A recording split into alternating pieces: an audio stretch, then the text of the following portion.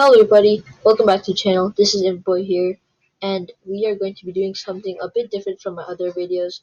We are going to be doing a tier list of the books written by Rick Riordan.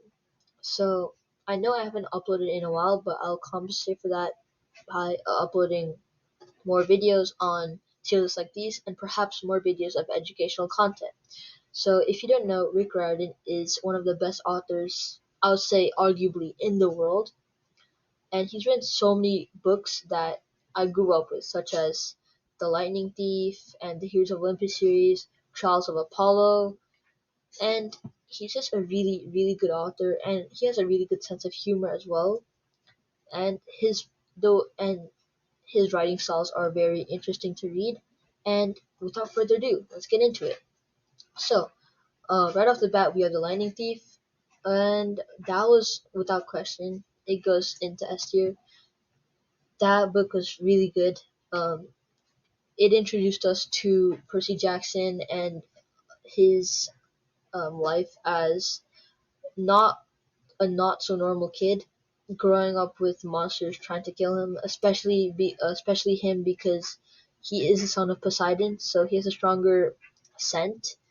And Percy's point of view is very funny to read. And just seeing how later in the book his friends Annabeth and Grover supported him, especially during his before the fight with Hades. I know, Ares, sorry, and the character development in this book and Percy just getting to know his surroundings is very interesting to read. The Lightning Thief is the first book in the Percy Jackson and Olympian series, and it was a really good book, so S tier. Now we have Son of Neptune, so also sort of centers on Percy Jackson. So The Son of Neptune is the second book in the Heroes of Olympus series, which I believe succeeds the Percy Jackson series. Anyways, this book revolves around three characters: Percy Jackson, Frank Zhang, and Hazel Levesque. And the book has a really interesting dynamic because one of the characters, Hazel Levesque, is from the past actually. So that kind of mirrors Nico D'Angelo, which we saw in the Percy Jackson series. And Hazel is actually a son of no, a daughter of Pluto. And well, speaking of Pluto, Pluto is a Roman god. So in the Heroes of Olympus series, we are introduced in this book, Son of Neptune. We are introduced to Camp Jupiter. So in the Son of Neptune, we are introduced to Camp Jupiter, which is basically the Roman counterpart of Camp Half-Blood, and we're introduced to all these Roman gods, these Roman demigods, these Roman traditions, and it's really interesting to read. The Son of Neptune, the plot itself was pretty good, not as good as The Lightning Thief, I would say, and the book was pretty long. It was, I believe, 500 pages, and around that amount. And The Son of Neptune, it was a pretty good book. I'm gonna give The Son of Neptune A tier. I'm not gonna give it S tier because for me personally, it didn't really feel like an S tier book. But it's definitely up there. It's definitely a good book.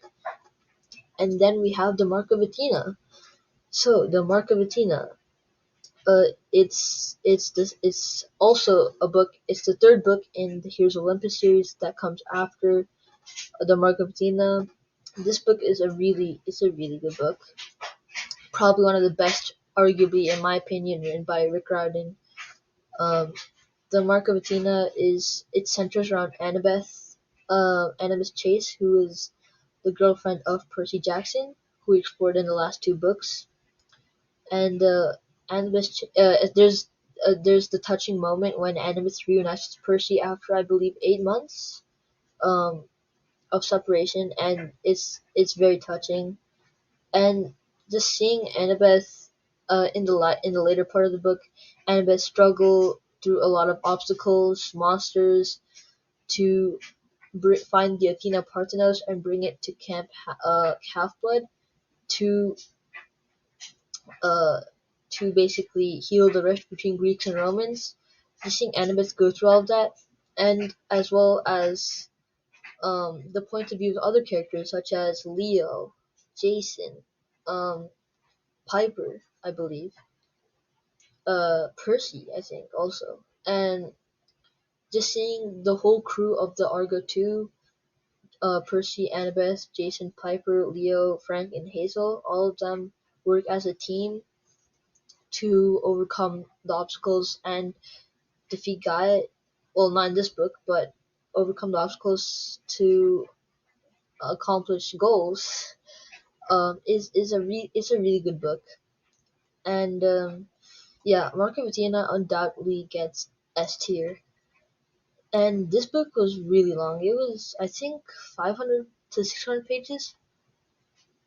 And now we get to the House of Hades.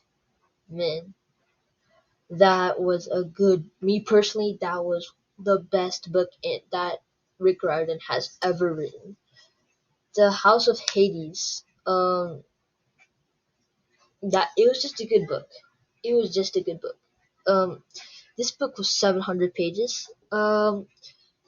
But it made up for that with actually no, I don't. I like long books, but anyways, um, Thousand of Hades is the fourth book that in the Heroes of Olympus series that comes after the Mark of Athena, and this book centers mainly around I think Percy and Annabeth surviving through Tartarus, and this is Tartarus we're talking about, so it just really tests their relationship and makes their bond. It makes their relationship very very strong, and then seeing uh seeing some of the words of the prophecy just come to light, like come true. Seeing that in this book is really symbolic, and also the character development in this book is insane. There is so much character development in this book. It's unbelievable by both Frank and Hazel.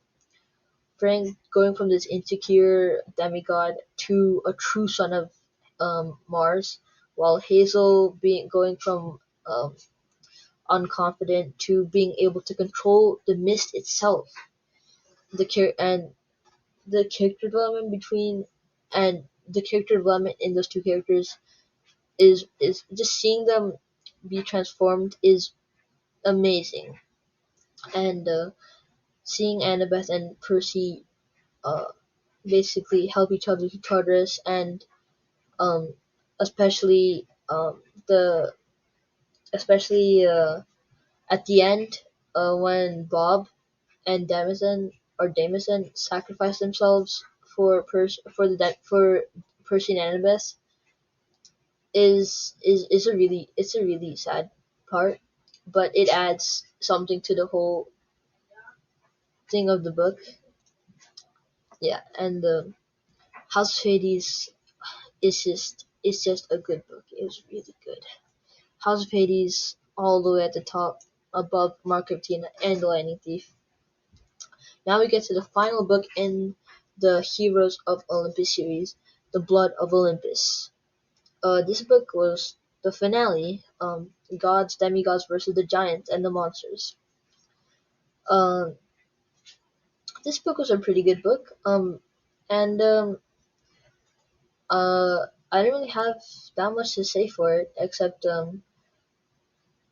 actually, I do have something to say for it because the character development from Nico is really good, and seeing Reina, Nico, and Coach Hedge just work together as a team to bring the Athena Partners back to Camp Half-Blood, and against all odds, and seeing Reina at the end fighting Orion with the help of two goddesses, Bellona and Athena, and then seeing the final stand, the battle at Camp Half-Blood and the battle at the Parthenon. It's just really good, and the interaction between the gods and their children. We don't get to see that often. It's really interesting to read, but it's not. It would. I don't think for me it wasn't as good as House of Hades, and so I'm gonna put that just above the Sun of Neptune at 18. So that now we have Magnus Chase. So I don't really have anything that much to say about Magnus Chase, but it was definitely a good book. We are introduced to Magnus Chase basically, and um the Norse gods. So we had Greek gods in both in all of these books. Now we have Norse gods. And if you don't know, guys, Magnus Chase is the cousin of Annabeth Chase, who is the girlfriend of Percy Jackson. And yeah, it was a pretty good book. So I'm gonna rank this book at B tier because um it was a good book in its own right, but not on the same level as these books right here.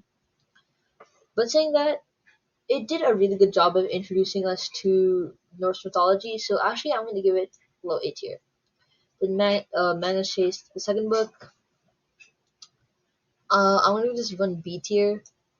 I don't recall that much about it. Then I believe the Magnus Chase books aren't finished, so I'm gonna give the third book. No, I remember the third book being really good, so I'm gonna give it high A tier. Actually, no, I'm gonna do high B tier. And we have the Trials of Apollo.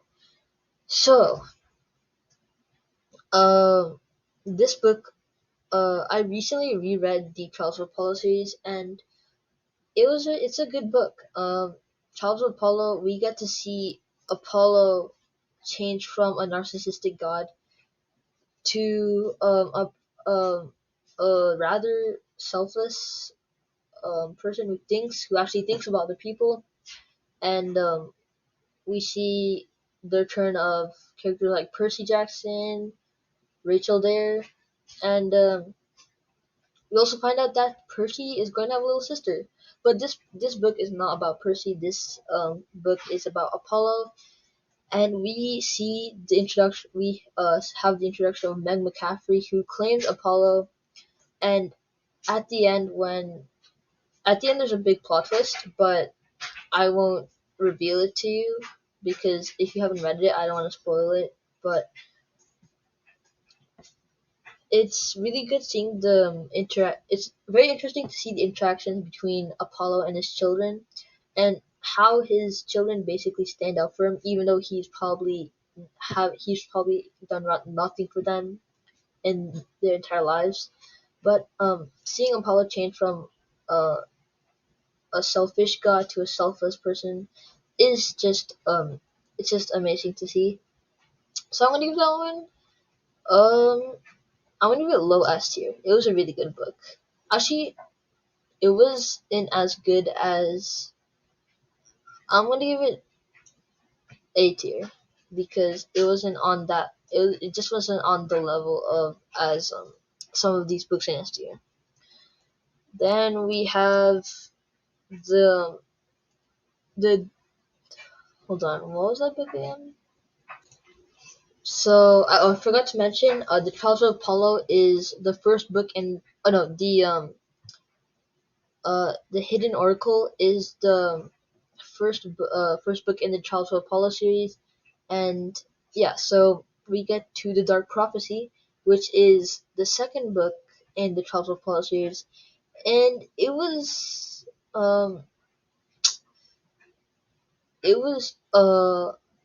I'm gonna do that one low no B because I don't know it wasn't as good as the first one, and it kind of dragged on. I feel like with Apollo and Meg and all that, and yeah. So let's just continue. So now we have Trials of Apollo, the Burning Maze. So we get to see Meg's past in this book, and uh, also it had a funny plot. It was a pretty good book. I'm gonna give it high B tier because it just wasn't on par with some of the books in A tier and S tier. And now we actually have uh the Sea of Monsters. So this is the second book of the Percy Jackson and the Olympian series, which I thought was a really good series. And this book was actually my least favorite out of the Percy Jackson series because um I feel like it kind of dragged on with Percy and Annabeth and Tyson going to save Grover and get the Golden Fleece, and I don't know. The plot was kind of mediocre. I'm gonna give it B tier, and I'm not gonna give. Just so you know, I'm not gonna give Riordan's books. And I'm not gonna give any of Riordan's books a C tier because all of them were really good. So I'm not gonna venture as far as to give it a C tier. But anyways, now we have the Titan's Curse, and this book was a really good book. And just seeing Percy go travel across the United States to save Annabeth, and the introduction of characters like Nico and Bianca D'Angelo, as well as getting our first glimpse of Artemis and Apollo, I believe, is pretty interesting. And Zoe's death at the end is also very tragic.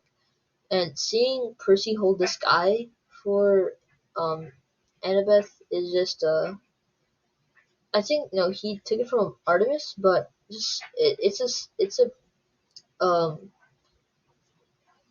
I just got a lot of goosebumps in this book, so I'm gonna give this one A tier because it was a good book. I liked it a lot, just above Son of Neptune. But actually, I think Son of Neptune was a really good book, so I'm just gonna give Titan's Curse third place in A tier. The Battle of the Labyrinth. Okay, so this was a good book. I believe it was the longest book out of the Percy Jackson series, amounting to around 400 pages. But so yeah, so we are going to do that. So this is an interesting book. It was the fourth book in the Percy Jackson series, and just seeing Percy and Annabeth, and I believe um, Tyson and Grover journey through the labyrinth is interesting, and also when Grover finds Pen, that is a very interesting scene to read. And we get our first look at Hera, who is not my favorite goddess, but anyways, the plot was. I feel like it was better than Sea of Monsters.